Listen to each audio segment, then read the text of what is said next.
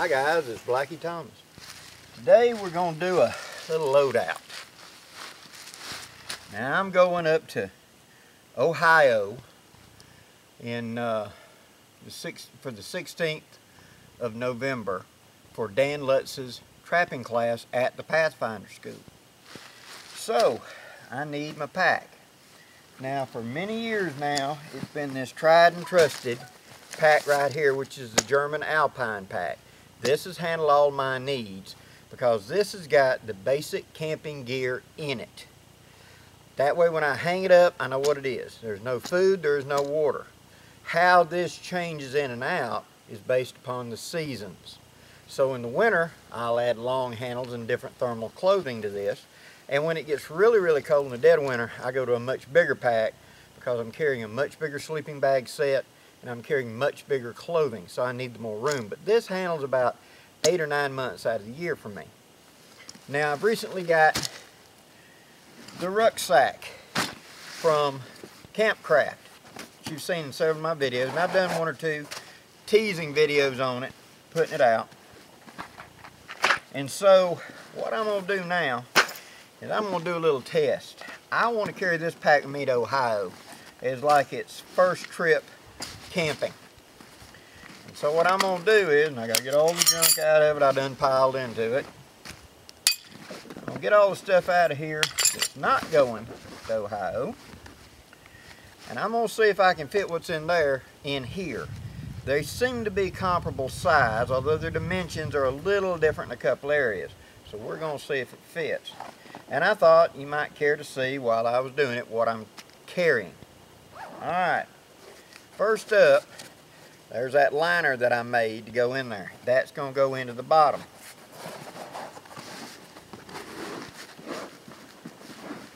This makes the bottom stand out. Keeps things from poking through the bottom whenever I'm utilizing it. And now, on my old ruck, my liner that I'm using is an Alice pack liner. Now, why I use that is from experience. This canvas pack is not waxed. This one is. I have my down sleeping bag. This will most definitely be going. It's a North Face down sleeping bag that I picked up really cheap because the zipper was screwed up. I just cut the zipper out because in a hammock, you use it like a quilt anyway. You put your feet into the bottom, slide it up to about the back of your thighs, and throw the sleeping bag over the top of you as a top quilt. So it's a top quilt in a hammock. My Hennessy hammock will not be going. I'm changing out from the Hennessy hammock to the Northwind hammock that I've already done. One wind hammock. And there's a pretty good size difference right there to show you that I'm saving bulk by going with this. So that's going to be going. I have my camp pillow. I have my towel for all kinds of things. I have spare socks. Always carry spare socks. I have my extra clothing, which is a pair of rain gear. It is a Adirondack type rain jacket with a hood and the front handholds and a pair of pants. Now this is also a thermal barrier. So in the winter I put on my thermal long handles and I put this on when I get in the sleeping bag. Since this is slicky material, I slide easily inside of my sleeping bag and in my hammock and don't bind up on my cover. Something that drives you crazy in a hammock. You go to roll over and everything bunches up. I can slide and move around without having a problem. I learned this about reading about some of the early explorers that climbed the Himalayas and stuff like that, how they would alternate layers of silk and layers of wool because they would move together and not bind up.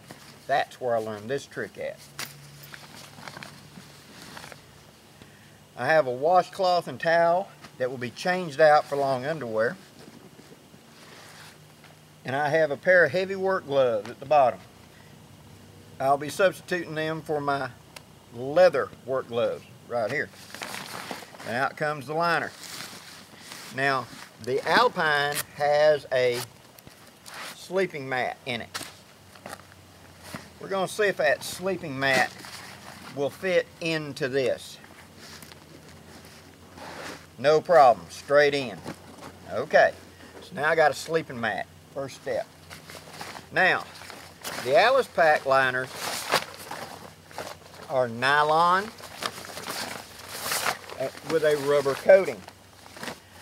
Most people simply put it green side out and stick the stuff in it. However, that's going to rub on the rubber waterproof coating. So I turn my bags inside out like this, and that's how I put it into my rucksack, just like this. Now as I put gear in and out, it's rubbing against the nylon and not the rubber, and saves some wear and tear. So, socks, they're going to the bottom. I will be adding, a little bit later, looking at the weather conditions, long underwear or something like that. That will go to the very bottom, off to one side. Next comes my camp pillow. I will only need that when it's bedtime, so it can go to the bottom. It lays flat. Next comes my rain gear. Now this I could dig out and utilize, but I'm going to have a poncho up here, and we'll get to that in a minute.